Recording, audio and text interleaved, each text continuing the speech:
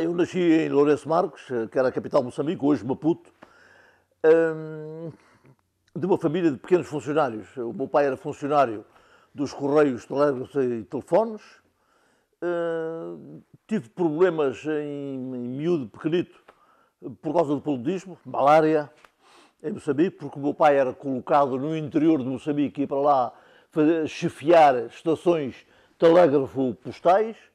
E acontecia que eu era picado por mosquitos e tal, não tomava, não conseguia engolir os comprimidos contra a malária, e isso fez com que eu tivesse que vir para Lisboa, para Portugal, para conseguir curar-me do paludismo, da malária.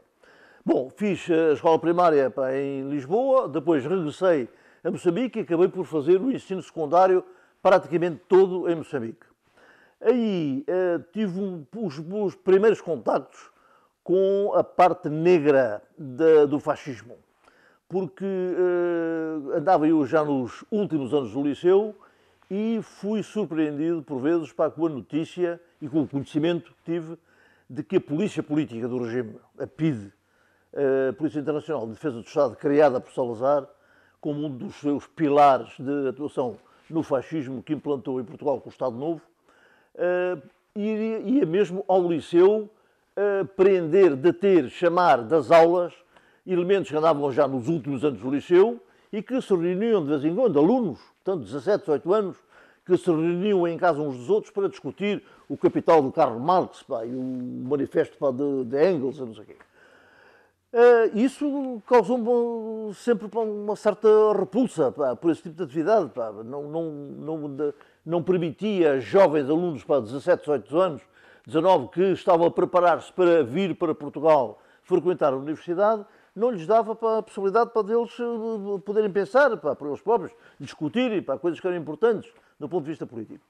Bom, depois tive também, coloquei estas interrogações ao meu pai, que era funcionário público, que era obrigado a votar nas listas do Partido Único Fascista da União Nacional, o meu avô, que fez uma carreira militar desde soldado até capitão no chamado Exército Ultramarino, que existia nas colónias portuguesas, e foi assim que ele esteve na Índia, em Moçambique, onde a filha mais velha, a minha mãe, casou com o meu pai, que já lá estava como funcionário dos Correios, esteve em Angola e, portanto, tinha uma vivência para o ultramar muito grande e também se via coagido a pressão do voto na União Nacional e tal. E o meu avô e o meu pai magoavam-se muito com aquilo, insurgiam-se com aquilo. E eu discuti com eles esse assunto e tal, até que chegou a ocasião em que eu próprio terminei o liceu, ou estava a terminar o liceu, e precisei de escolher uma carreira. E o meu pai, ao fazer-me essa pergunta, agora o que é que tu vais ser? Eu disse-lhe claramente, bem, o que eu quero ser é ser ator de cinema, de teatro e tal, e quero ir para o Ator Studio de Nova Iorque.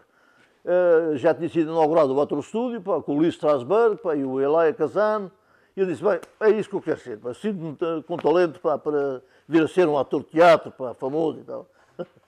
E o meu pai, que tinha ficado traumatizado com a morte prematura do meu avô paterno, que eu não cheguei a conhecer, porque o meu pai andava com 17 anos, estava a terminar o liceu em Lisboa, quando o meu avô, que era um grande empresário e ator de teatro, morreu numa digressão por Angola, com a companhia dele, com uma turnê, morreu a 800 km de Luanda de um AVC rápido, com 44 anos. O meu pai viu-se coagido, então, com a mãe e dois irmãos mais novos do que ele, a procurar emprego para sustentar a mãe e os irmãos.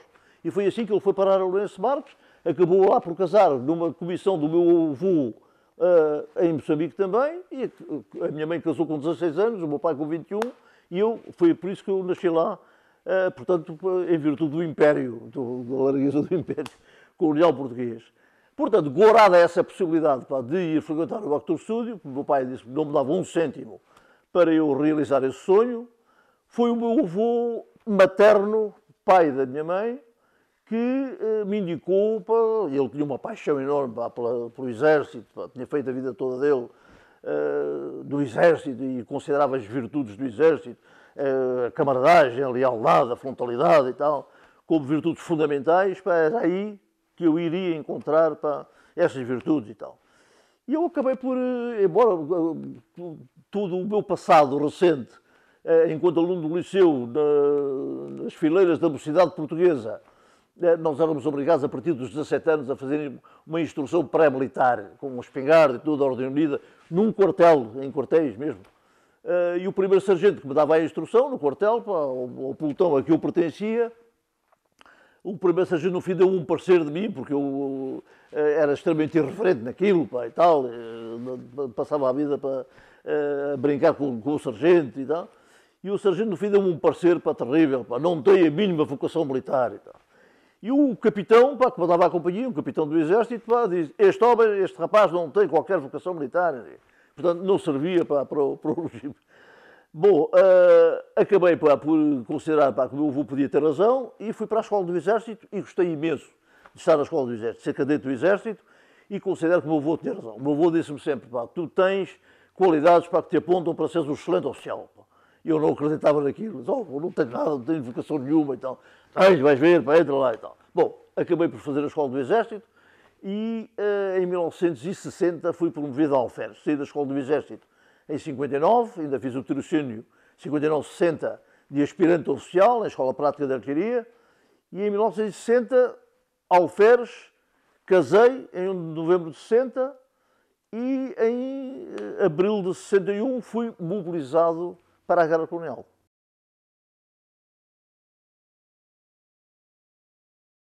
Todo o meu curso foi mobilizado. Todo o meu curso que saiu da Academia Militar em 59 foi mobilizado para a guerra, que começou em 61, já nós éramos alferes promovidos em 60. A princípio nós íamos com aquela perspectiva, pronto, pela primeira vez vamos comandar homens. Eu era alferes comandante do pelotão de 30 homens. Vamos comandar homens e tal, e vamos ver como é que nos afirmamos na guerra, a situação de guerra e tal. Íamos cheios de boa vontade para defender o território da pátria, em terras de além-mar e tal.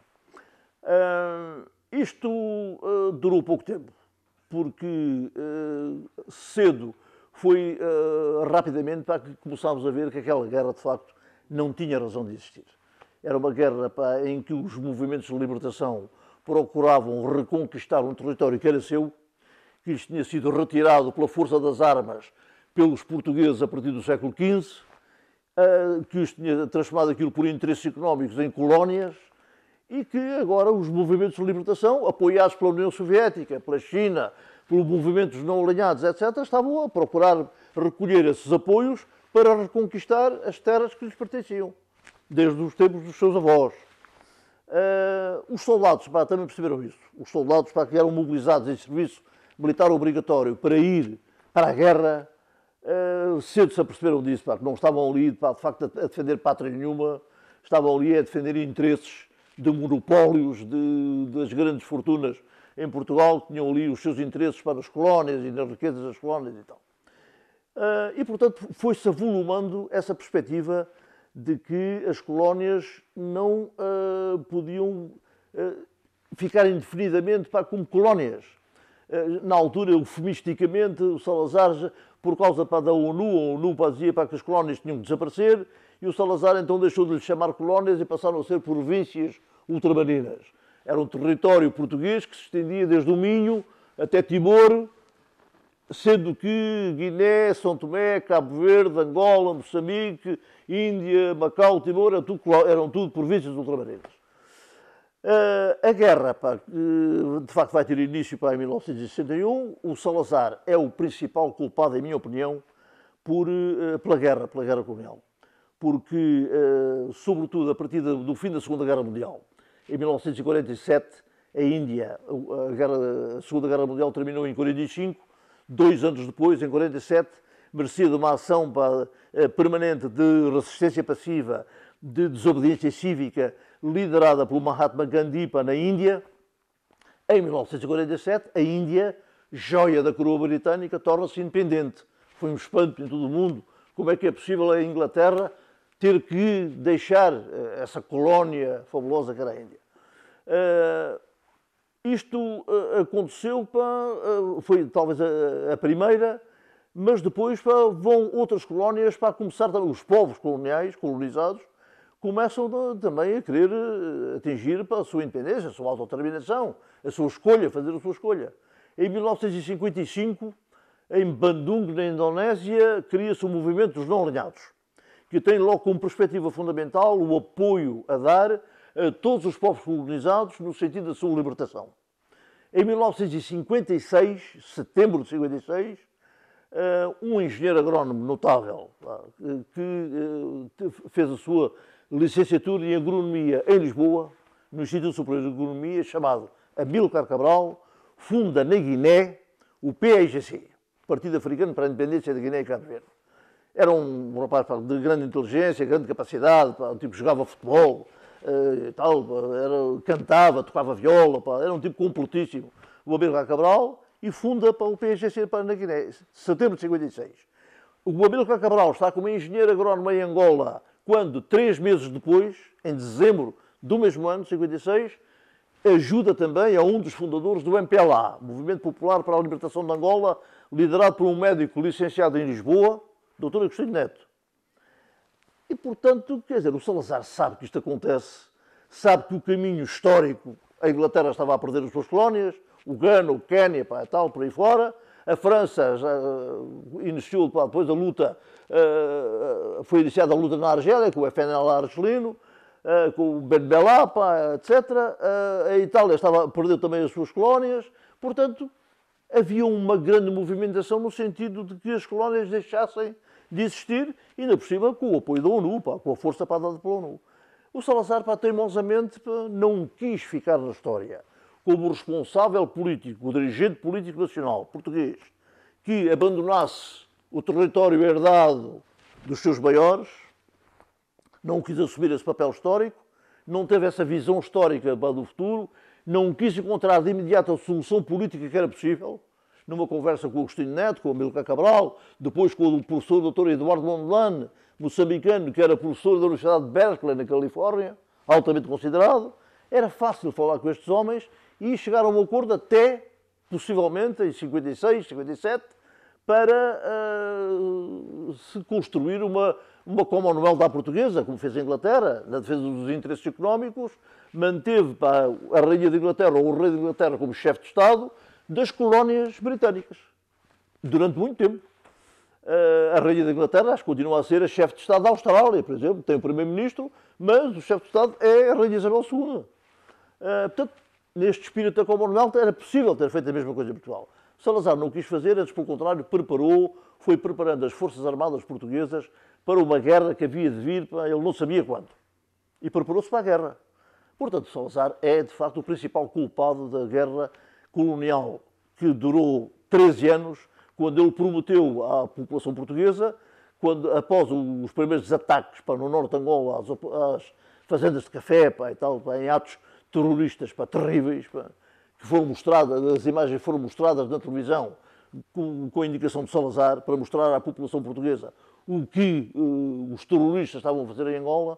Foi a UPA que fez isso, não foi o MPLA, foi a União dos Povos de Angola, liderada pelo Holden Roberto, com o apoio dos Estados Unidos e do Mobutu, do Congo ex-belga, e Salazar, portanto, com o amedrontamento que aquilo provocou na população portuguesa, Salazar rapidamente e em força, foi a expressão dele, começou a enviar para Angola batalhões de forças portuguesas que se deslocaram para lá para conter a insurreição que estava a verificar-se em Angola. A guerra colonial acabou por ser o principal motivo que vai levar ao 25 de Abril.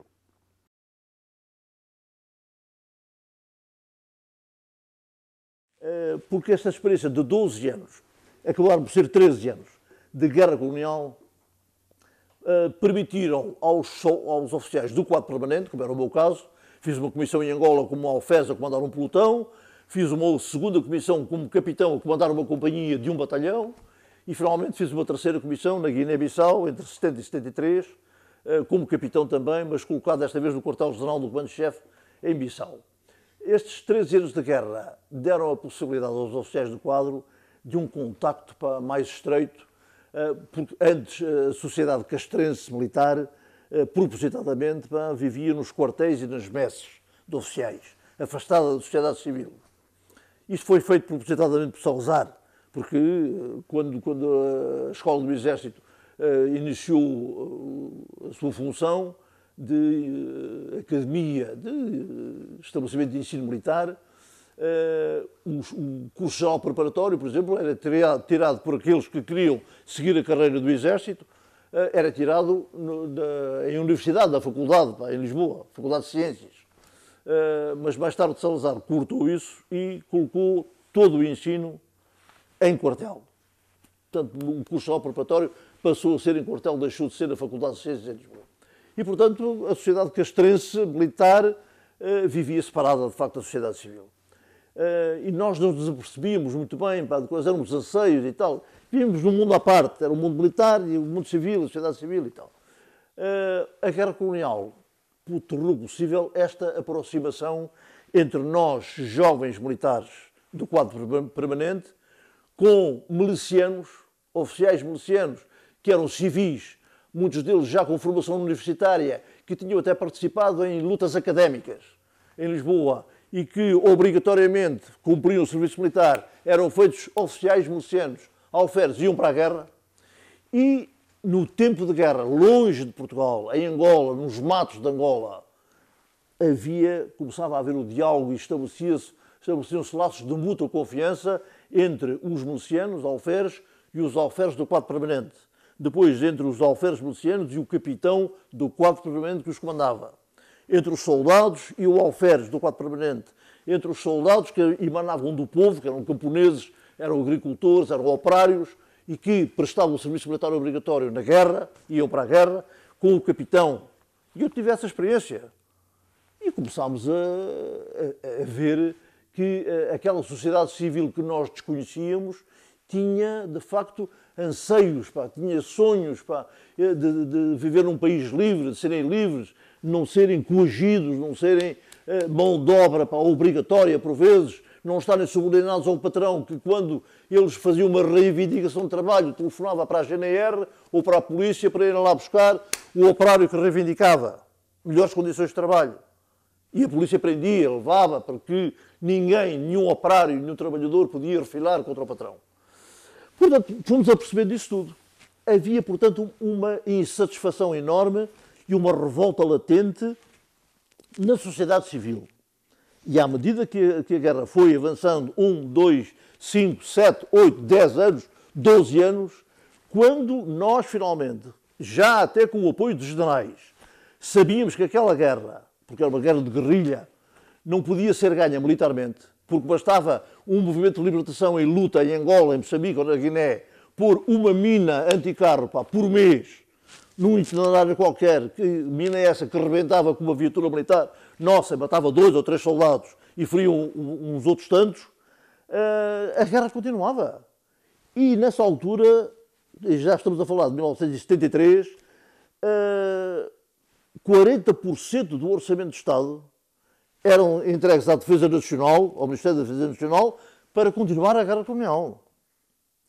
O fascismo, herdado de Salazar e continuado por Marcelo Caetano, continuava a considerar que aquela guerra tinha que ser ganha pelas Forças Armadas, pelas nossas Forças Armadas. E os próprios generais, que tinham já ganho o seu prestígio, Costa Gomes, Spínola, etc., diziam, isto não é possível ser ganho militarmente. E para evitar que, em circunstâncias diferentes, tínhamos uma derrota tipo Índia, em que tivemos que largar a possessão da Índia, Goa da Moidiu, há que encontrar uma solução política. Em 1973, quando todos nós, oficiais do quadro permanente, estamos à espera de que o governo encontre a solução política para acabar com a guerra colonial, o governo, em julho de 73, lança um decreto-lei que permite a paisanos civis que já tinham feito uma comissão militar no Império Colonial Português, pudessem, se quisessem, entrar no quadro permanente, não mediante 4 anos de curso, como nós tínhamos feito, mas mediante 2 estágios de 6 meses cada um. Um em escola prática e outro na Academia Militar. E nós dissemos, então, o que é que nós estamos aqui a fazer? O que é isto? Então nós tivemos que fazer um curso, para sermos capitães e majores e tal, tivemos que fazer um curso de 4 anos, em ciências militares. E afinal, qualquer paisano que esteja aí metido numa empresa e tal, e que já foi alferes miliciano, nunca passou pela tropa, a não ser nessa comissão que fez, pode entrar no quadro permanente e ser capitão como nós, ou ultrapassarmos até as promoções, com 2 estágios semestrais. Quer dizer, isto significa que o governo não está minimamente interessado em encontrar a solução política para a guerra colonial e quer continuá-la. Com o sacrifício tremendo das famílias portuguesas, com 40% do orçamento do Estado destinado a manter esta guerra, para que não tem sentido nenhum. Que é uma guerra perfeitamente injusta e injustificada. Portanto, temos que fazer alguma coisa. E então criou-se o movimento dos capitães. O movimento dos capitães surge no Exército, é uma pedra que vai rolando, que vai ganhando para a consistência e de tal forma as reivindicações do movimento dos capitães são fortes perante o governo, que a essa altura já estavam 700 capitães do Exército a reivindicar para que os decretos que tinham sido publicados pelo governo, permitindo a entrada dos milicianos, fossem imediatamente revogados. E o governo, Marcelo Caetano, revogou os decretos ainda em 73. Grande vitória alcançada pelo movimento dos capitães.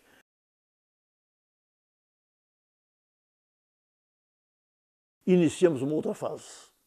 Poucos foram aqueles que regressaram aos quartéis considerando que a luta estava ganha. A vitória tinha sido nossa e tal. A maior parte, felizmente, considerou, não, ganhamos consciência da nossa força, aquilo que nós, unidos com objetivos comuns, valemos e, portanto, temos a possibilidade de derrubar o governo. E então adotámos uma estratégia que era, bem, sim senhor, ok, então para continuar a guerra colonial, nós, capitães do quadro, e o capitão era a pedra basilar da guerra colonial, sem capitão não havia guerra colonial. É por isso que o governo permitia a entrada de milicianos para os fazer capitães e os mandar para a guerra. Nós ganhámos a consciência desse poder e então começámos a fazer exigências. E a estratégia era fazer reivindicações cada vez mais duras em termos de continuidade da guerra colonial. Sim, senhor, continuamos a guerra colonial. Queremos melhor formação para os soldados. Queremos melhor armamento. Porque os movimentos de libertação estão a ser cada vez melhor armados pela União Soviética, pela China. E qualquer dia têm melhor armamento do que nós. E nós não podemos aceitar isso. Melhor armamento, melhores viaturas, melhor preparação para o combate, portanto, melhores condições para poder continuar a guerra colonial e termos êxito. Isto era uma utopia, não sabíamos que isto não era verdade, mas foi a estratégia adotada. Com a perspectiva de um dia, perante reivindicações cada vez mais fortes, mais duras, perante o governo, nessa altura, incapaz de satisfazer essas reivindicações, acabasse por se render e dizer, pronto, nós não conseguimos resolver isso, não conseguimos satisfazer essas reivindicações, saímos do governo. Isto era utópico, o governo não queria fazer isto. Mas essa foi a estratégia seguida. Até que, depois, ainda em 73, decidimos, então, organizar um movimento. O movimento era um movimento desordenado, reuníamos em casa uns dos outros e tal, não havia coordenação, quem é que coordena isto, quem é que dirige o movimento, não havia direção nenhuma, e ainda em 73, em 1 de dezembro de 73, fizemos um plenário, do Exército, já com a presença de oficiais da Força Aérea e da Marinha, como observadores, e aí já estávamos em lançamento do chamado Movimento de Oficiais das Forças Armadas, que sucede ao Movimento dos Capitães do Exército, e chamámos para o movimento majores, tenentes coronéis, e elegemos 2 generais, Costa Gomes e Spínola, para um dia, se derrubássemos o governo, quando o fizéssemos, criarmos um diretório militar, que se foi mais tarde a chamar Junta de Salvação Nacional, que esses 2 generais integrariam, fariam parte desse diretório militar. E pronto, organizámos um movimento, elegemos uma comissão, aquilo que chamávamos uma comissão coordenadora executiva, dentro dela 3 elementos que formavam a direção permanente do movimento, o Major Vítor Alves, ele próprio, na altura já Major, foi Major em novembro de 73, e o Capitão Vasco Lourenço, e pronto, coordenámos a ação toda do movimento até praticamente princípios de março de 74. Em 74 vão dar-se acontecimentos importantes. O general Spínola, que se tinha recusado a ir mais uma vez para a Guiné para cumprir o 6º ano do seu mandato como governador e comandante-chefe, tinha sido chamado pelo próprio Salazar para cumprir essa missão, recusa-se a regressar à Guiné, porque a Guiné começava a estar perdida com uma derrota das nossas Forças Armadas, com a utilização de mísseis terra-ar lançados por lança-mísseis que se punham ao ombro e se atiravam diretamente ao avião, e em 2 meses, em março e abril de 73, derrubaram 6 aviões da nossa Força Aérea, com a morte dos pilotos, claro, e portanto estávamos a perder o domínio do espaço aéreo e isso implicaria a derrota das nossas Forças Armadas da Guiné. O Spínola é levado às funções de vice-chefe de Estado-Maior-General das Forças Armadas, pelo próprio Marcelo Caetano. Em fevereiro de 74, o Spínola publica um livro que tem um êxito estrondoso, Portugal e o Futuro, em 23 de fevereiro de 74. Faz logo rapidamente 5 edições. A primeira e a segunda edição esgotam-se rapidamente, para um total de 100.000 exemplares, que é um espanto para Portugal, em que as primeiras edições de um autor são sempre da ordem dos 3.300 exemplares. Venderam-se 100.000 ali rapidamente. A oposição em Portugal apanhou o livro quase como uma bíblia, porque pela primeira vez de um jornal prestigiado, com o prestígio nacional e internacional que o Spínola já tinha alcançado, esse jornal faz uma proposta para uma solução política para a guerra do ultramar, para acabar com a guerra para o ultramar. Simplesmente Marcelo Caetano, batido na sua, pressionado pela extrema-direita em Portugal, agarra-se para a questão da vitória militar que é necessária, não está disponível para falar com os movimentos de libertação, não aceita a proposta de Spínola, que se propõe falar com o irmão do Amílcar Cabral, que já tinha sido assassinado em janeiro de 73, a falar com eles e tal, para chegar a uma solução de autodeterminação para a Guiné, no que seria imitado depois por Angola e por Moçambique, com o MPLA e Frelimo e tal. O Spínola recusa-se a regressar, portanto já se tinha recusado a regressar à Guiné. A publicação desse livro é extremamente importante e vai ser o principal motivo que vai levar a uma intentona em 16 de março de 74, quando o Regimento de Infantaria das Caldas da Rainha, às 4 da manhã de um sábado, em que os quartéis estão vazios, porque os soldados foram todos passar o fim de semana à casa, conseguem meter na estrada às 4 da manhã em direção a Lisboa uma coluna militar com 200 homens. Aí há pela primeira vez no terreno a intervenção da Polícia Política, que vai prender e passar busca a casas de oficiais do quadro permanente, alguns ligados ao movimento, diretamente, gente do movimento, o que causa uma perturbação muito grande. Eu estive no 16 de março, não fui preso por uma questão de 30 segundos, ia sendo preso por uma brigada da PIDE às 5h30 da manhã, 16 de março, que foi passar busca à casa de um camarada meu, que estava comigo, metido também no 16 de março, e à casa do qual eu me dirigia para saber o que é que estava a passar, porque as missões de que eu me tinha encarregado tinham falhado, as duas. Era fim de semana, para não vir ninguém das unidades e tal. O 16 de março abre-me a possibilidade de uma semana depois realizar a última reunião daquilo que era ainda a Comissão Coordenadora Executiva, com algumas exceções de malta que tinha sido transferida compulsivamente, de outros que estavam presos em consequência do 16 de março, mas consegui reunir 21 camaradas, expor-lhes o que é que tinha sido o desastre do 16 de março, mas também os benefícios que podia tirar do 16 de março, porque eu estive no terreno e assisti à montagem toda do aparelho governamental contra a coluna que vinha das Caldas. E então propus-me, para ir ao encontro daquela pergunta que me fez sobre o que é que eu fiz no 25 de Abril, propus-me perante os meus camaradas a elaborar uma ordem de operações militar que contivesse a situação, as forças amigas e inimigas, a ideia de manobra que eu tinha para a ação a desenvolver, e depois atribuía missões, uma missão a cada unidade onde nós tivéssemos camaradas do MFA, do Movimento das Forças Armadas. E pronto, eles aceitaram isso, deram a sua confiança para que eu iria fazer isso. Eu teria a confiança neles, quando lhes desse a missão, que eles cumpririam. Conseguimos espantosamente, num país como o nosso, um país pequeno em que os boatos circulam, conseguimos manter o segredo até ao desencadear da operação, até à conquista de objetivos na madrugada de 25 de Abril. E um camarada meu, que era professor comigo na Academia Militar, o Garcia dos Santos, que era engenheiro de transmissões, elaborou um excelente anexo de transmissões à minha ordem de operações, que eu tinha já concluída no dia 15 de Abril, e que colocaria todas as unidades que participavam na operação, a que eu dei o nome de viragem histórica, podiam contactar comigo no posto de comando, e eu ia acompanhando a evolução toda das nossas forças, até que, com os objetivos já todos conquistados, foi possível garantir que a vitória era nossa. Portanto, em 17 horas, eu esperava menos, esperava que fosse mais rápido. Mas houve missões que não foram cumpridas, sobretudo por um camarada meu, o Major Jaime Neves, a quem eu dei a missão de coordenar e trazer para a operação jovens, alferes e tenentes e capitães dos comandos, especialidade de comando, e ele não cumpriu nada disso, não fez nada, falhou tudo, e foi machado. Podíamos ter ganho aquilo mais rapidamente.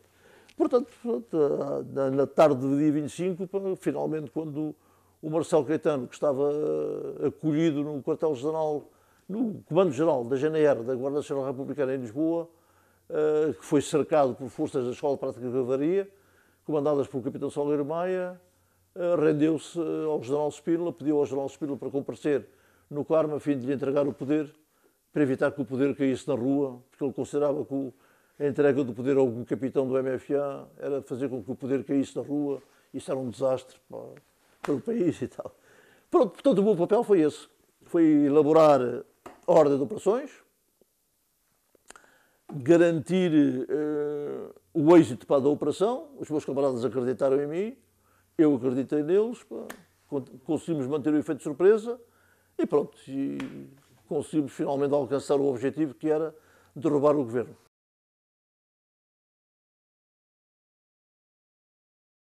Bem, de facto, eu precisava de uma senha, e pensei numa senha lançada através de uma estação de rádio, e só havia 3 estações emissoras em Portugal que conseguiam ter potência de antena para chegar simultaneamente a todo o país, desde o Minho até ao Algarve, que era a emissora nacional, que eu precisava de conquistar como objetivo para impedir que o governo fascista utilizasse como meio de ação psicológica, a RTP pelos mesmos motivos, e as outras estações da rádio seriam a Rádio Renascença e o Rádio Clube Português, que era uma empresa privada.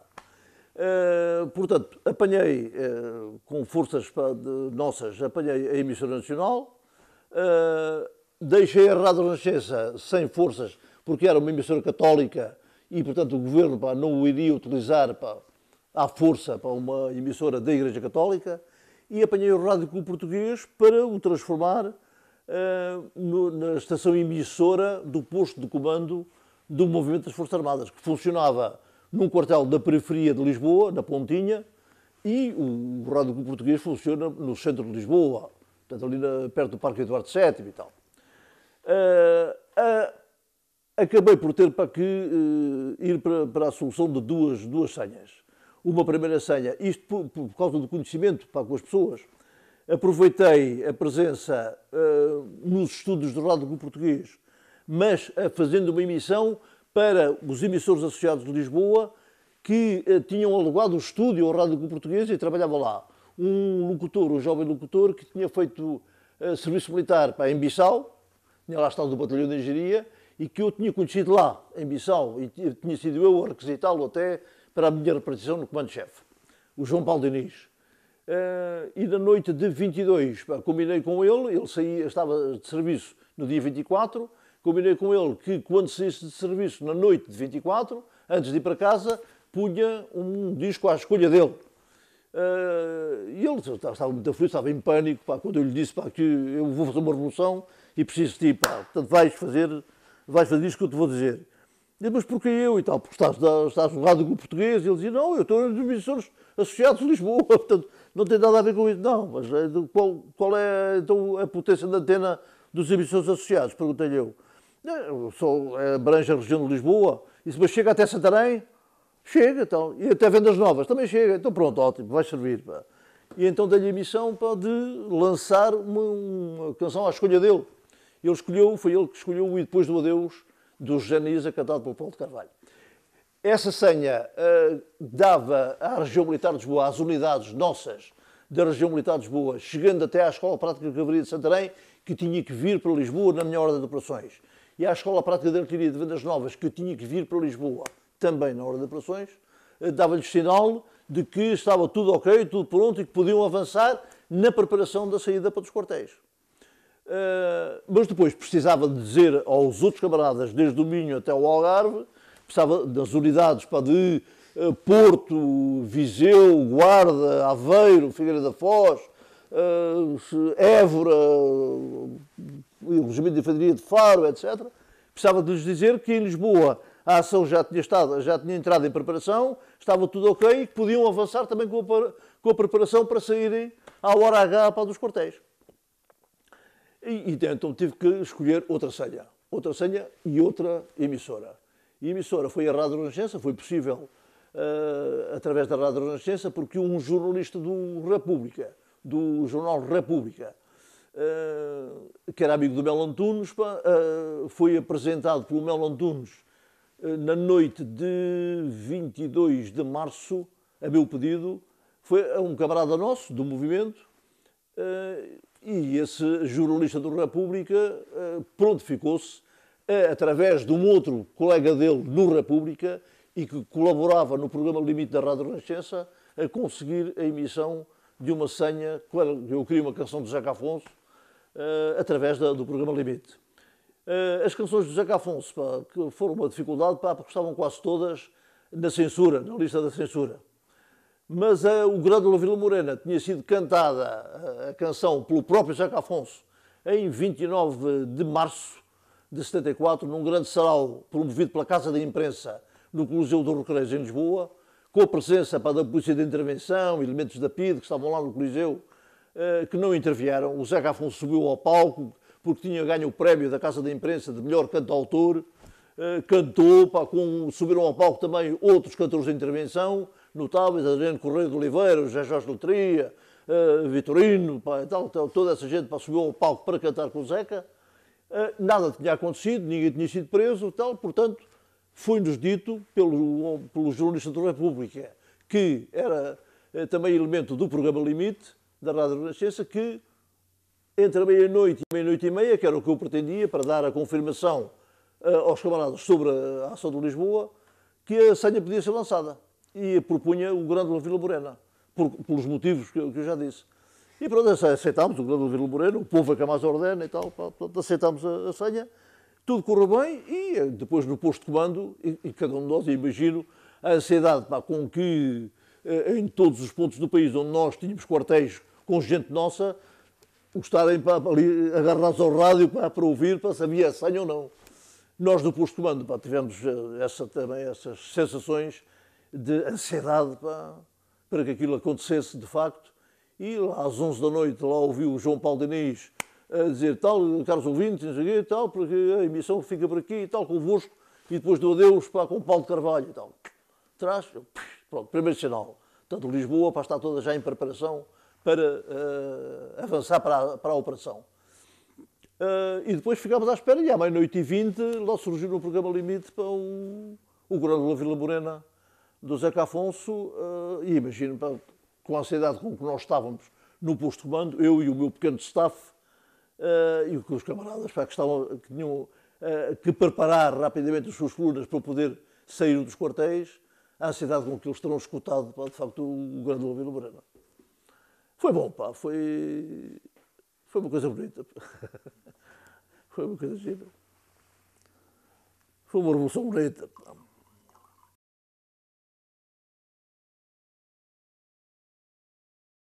A partir daí, a sorte estava lançada. Pá, e, felizmente, mesmo apesar de renúncias de última hora, uma unidade nossa de cavalaria de Castelo Branco, pá, à última hora, não entrou na ação. Duas companhias da Amadora, ali perto de Lisboa, que me tinham sido prometidas, pá, também só na noite de 24, quando eu chego ao posto de comando, pá, me é dada a notícia de que o nosso homem, MFA, no Regimento de Infantaria 1 da Amadora, tinha contactado com o Vítor Alves, pá, porque eu não tinha telefone, pá, não queria telefonemas nenhum nem nada. Tinha contactado o Vítor Alves para lhe dizer, pá, que afinal as duas companhias que me tinha prometido não entravam, não era possível ele conseguir mobilizá-las para entrar na ação.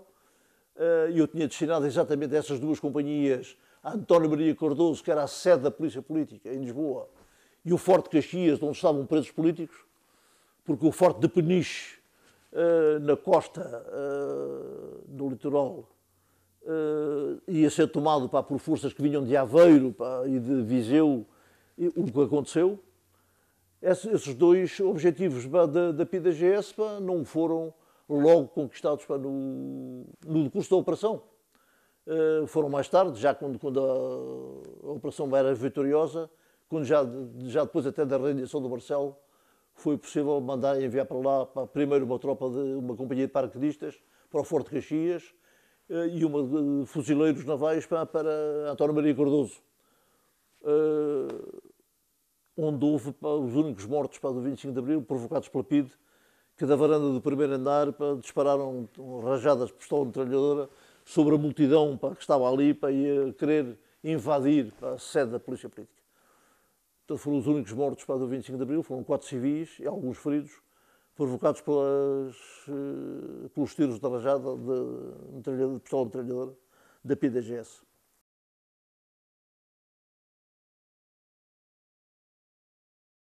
Bem, as esperanças abertas com o 25 de Abril foram enormes. Não é? No programa político, pá, que tinha sido elaborado em termos de bases programáticas pelo homem do MFA que nós tínhamos trazido para o movimento, o Major Melo Antunes, que era um homem muito dedicado ao estudo da política, pá, e tinha um interesse muito grande pela atividade política e tal. Já tinha sido candidato, inclusive, pela oposição nas eleições parlamentares de 1969, da chamada Primavera Marcelista. Foi ele que elaborou as bases programáticas, que depois foram discutidas, pá, com os generais, pá, que iriam tomar parte, para fazer parte da Junta de Salvação Nacional, tinham feito as suas emendas e tal, mas a perspectiva fundamental era, de facto, uma atenção muito grande em relação à subida do nível económico, social, cultural do povo, sobretudo das classes sociais mais desfavorecidas. Estava escrito isso no programa político. O fundamental era, isso ficou consubstanciado, pá, na chamada fórmula dos 3Ds. Era que, reconquistada a liberdade e a dignidade, pá, para o povo, o conceito de cidadania e tal, era possível instaurarmos um regime de democracia representativa segundo o modelo das democracias ocidentais. Não havia a perspectiva ainda, pá, da via socialista, pá, era igualizar aquilo que havia, pá, na Europa. Democracias ocidentais, pá, com eleições livres e tal. Tornava-se necessário, para eleger uma Assembleia Constituinte, porque ficava sem efeito a Constituição Salazarista de 1933, e, portanto, dizíamos logo, pá, no programa que no prazo máximo de um ano será eleita uma Assembleia Constituinte, a fim de elaborar uma nova Constituição. No prazo máximo de 2 anos serão feitas eleições para uma Assembleia da República e para eleições presidenciais. E, portanto, estava tudo já metido no programa. Simplesmente, depois dá-se com o 25 de Abril, nesta ânsia de dar ao povo voz e que o povo fruísse, gozasse a liberdade reconquistada, foi dada para a inteira liberdade, pá, de atuação. E o povo, sentindo-se protegido, e o povo português é extremamente humilde, pá, sereno e tal, submisso, foi habituado pelo Salazar a um certo paternalismo, alguém que o proteja, pá, e o povo só deve trabalhar para não pensar em política nem nada. O povo solta a tampa que o oprimia, pá, da panela, pá, que o oprimia, liberta-se dessa pressão e, apesar dessas características, a verdade é que durante o processo revolucionário que se vai seguir, liberta-se e faz coisas, pá, magníficas. Protegido, faz coisas magníficas. E, portanto, revela, pá, de facto, uma capacidade, pá, de iniciativas, de inteligência, de dinamismo, que me levam a considerar que, para lá de cópia dos modelos de democracia representativa europeus, era possível ir mais além. Isso vai culminar, esta perspectiva de democracia direta, vai culminar, pá, num documento que chamamos de Documento de Guia Aliança Povo-MFA, que foi aprovado em Assembleia Geral do MFA, porque o MFA estruturou-se também em termos democráticos nos quartéis, a partir de assembleias de unidade, assembleias distritais, assembleias regionais. Eu fui presidente da Assembleia Regional de Lisboa, militar, com as unidades de Lisboa. Portanto, com este amparo da organização democrática do MFA nas unidades militares, nos quartéis, criarmos uma pirâmide, pá, de poder popular, pá, através de processos de democracia direta, em que, em vez de partidos, as pessoas em Assembleia acabariam por fazer a eleição de braço no ar de pessoas que revelassem qualidade, fossem conhecidas da comunidade, área de freguesia, por exemplo, fossem já conhecidas como pessoas atuantes, com capacidade de intervenção, com o dinamismo suficiente para levar por diante projetos para que fossem aprovados, etc. Portanto, esse documento, é evidente, se voltarizava para os partidos. Os partidos que iriam fazer parte da estrutura de uma democracia representativa. Havia só um partido clandestino, na clandestinidade, pá, que era o Partido Comunista Português, que se tinha criado, pá, em 3 de março de 1921 e que tinha sofrido enormemente, pá, com os anos, sempre com os anos de oposição, pá, ao Estado Novo, ao regime fascista, e que tinha levado ao exílio, à prisão, à tortura, pá, de centenas, pá, de militantes, pá, do partido. Mas era o único partido, pá, estruturado, organizado, que, saindo da clandestinidade, organizou-se rapidamente como um partido capaz de entrar, pá, portanto, pá, em sistema democrático. Os outros partidos, pá, surgiram a partir, pá, da liderança, pá, de pessoas que eram conhecidas e que já tinham, pá, prestado serviço com uma certa oposição na chamada ala liberal, pá, da Assembleia Nacional, cuja liderança pertencia, pá, ao Sá Carneiro, ao Dr. Sá Carneiro, que foi depois também Primeiro-Ministro de Portugal após o 25 de Abril e tal. Criou-se, portanto, aí o Partido Social Democrata, liderado pelo Sá Carneiro, e ainda um outro partido que se afirmava de centro, portanto, entre a esquerda e a direita, que era o Centro Democrático Social, que ainda hoje existe, lançado também, fundado, pá, por um professor de Direito, que tinha sido discípulo do Marcelo Caetano, de quem era amigo, que era o professor Diogo Freitas do Amaral. Partidos de esquerda formaram-se muitos, e de extrema esquerda também, esquerda maoísta, e de uma esquerda revolucionária, a UDP, muito agarrada para a Albânia, pá, e ao comunismo, pá, do Enver Hoxha, outros maoístas, pá, também ligados ao Mao Tse-tung, pá, que recebeu a doutrina, pá, chinesa, pá, de Mao Tse-tung. Enfim, uma diversidade, pá, de movimentos e partidos, pá, que não mais acabava. E havia outros, pá, que não tinham farol nenhum, nem a nível asiático, nem a nível europeu, e que tinham uma perspectiva luxemburguista, pá, de conselhos operários e tal, como era o caso do PRP, pá, que tinha um braço armado, que eram as Brigadas Revolucionárias. Já tinham feito umas coisas, pá, giras, pá, de destruição de objetivos militares, pá, antes do 25 de Abril. Liderado por Carlos Antunes e Isabel do Carmo, uma médica endocrinologista. E pronto, fizeram-se, de facto, as primeiras eleições, mas durante esse período todo do processo revolucionário fizeram-se experiências magníficas, era um laboratório, pá, de experiências, algumas, pá, com êxito, outras sem êxito. Criaram-se organizações populares de base, comissões de trabalhadores das empresas, das fábricas, comissões de moradores nos bairros, comissões de aldeia, e toda a gente se sentia a trabalhar uma democracia participativa, em que as pessoas tinham a ânsia de participar também com as suas opiniões, as suas ideias e tal. Portanto, fervilhava ali um caldeirão de iniciativas e de participação popular na vida política do país. E foi o único período, esse do PREC, em que as pessoas se sentiram participantes e atuantes na vida política do país.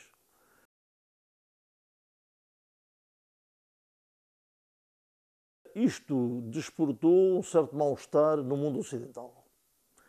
Os países ditos democráticos do mundo ocidental, europeu e os Estados Unidos não aceitaram isto bem.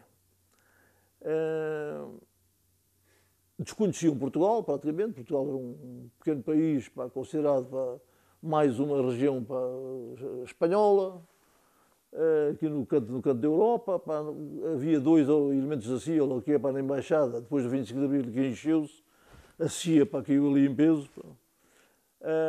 E chegou a mandar para lá como embaixador, a partir de janeiro de 75, o Franco Carlucci, que era um homem já muito batido, com muita experiência, que tinha sido o braço direito do Vernon Walters, do general Vernon Walters, que foi diretor da CIA nos Estados Unidos, e foi ele que aconselhou o Kissinger a enviar para Portugal como embaixador o Franco Carlucci, que depois de sair de embaixador, quando abandona o cargo de embaixador dos Estados Unidos em Portugal, vai para número 2 da CIA.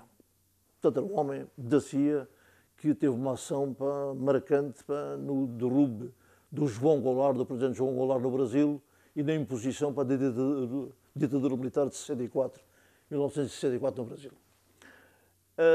Portanto, não encarando bem a Revolução Portuguesa, pelo medo que tinham do papão comunista, que Portugal vai transformar-se numa ponta, em mais um polo da União Soviética, do sudoeste europeu e tal, o Kissinger encheu os ouvidos da gente europeia com o receio de que a União Soviética estivesse a ultrapassar os esquemas da Guerra Fria, do equilíbrio, e que fosse agarrar Portugal, que tinha uma situação estratégica para um mar imenso no canto da Europa. E isso fez com que, rapidamente, em pouco mais de um ano, nós tivéssemos perdido, de facto, a oportunidade magnífica de instaurar em Portugal, e que estou convencido que seria seguido imediatamente por trabalhadores em todo o mundo, sobretudo na Europa, um novo regime da democracia direta, de poder popular. Lutei por isso, mas acabei de ficar uma voz isolada. Houve camaradas meus que me apoiavam nesse tipo de novo regime que eu sonhava implantar, perante as características do povo e a vontade do povo de participar. Mas não foi possível. Não foi possível porque foi uma chantagem enorme que foi exercida pelos Estados Unidos, não tanto pelo Nixon, mas mais tarde, com a substituição do Nixon pelo Gerald Ford, pelo Henry Kissinger, sobre o próprio Melo Antunes, nas suas funções de ministro dos negócios estrangeiros, e que levaram o Melo Antunes a escrever um documento, que é o chamado Documento dos 9, que se constituiu como um abaixo-assinado, assinado por quase todos os militares que tinham participado, os oficiais que tinham participado no 25 de Abril. E que também tinham receio de que a questão do poder popular retirasse aos militares de Abril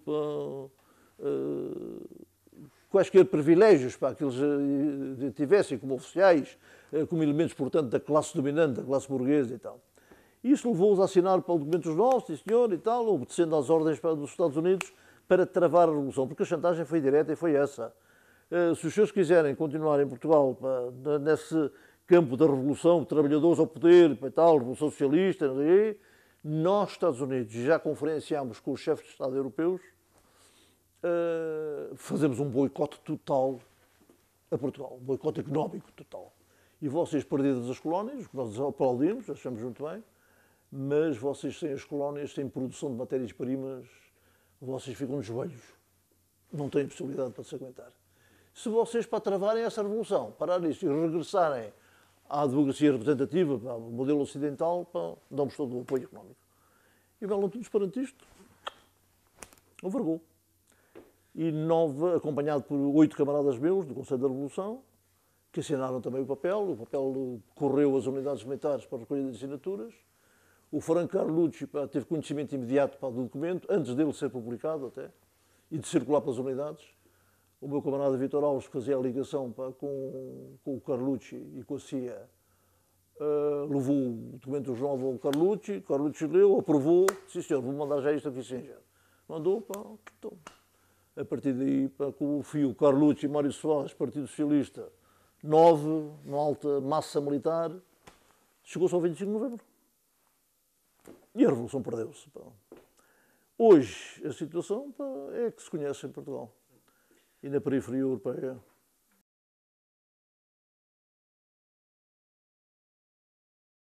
Não sei, eu vejo, nós vemos com muita apreensão o que está a passar-se em Portugal, porque podem estar a criar-se condições para que o país entre em situação de caos, que até agora não se tem verificado, dadas as características do povo português. O português tem vindo a aguentar a situação à espera de melhores dias, e o governo vai dizendo que não, os índices económicos estão a subir e tal, a dívida ainda persiste, mas o déficit diminui, vamos cumprir os objetivos para a diminuição do déficit e tal, e isto vai-se aguentar, as exportações estão a aumentar.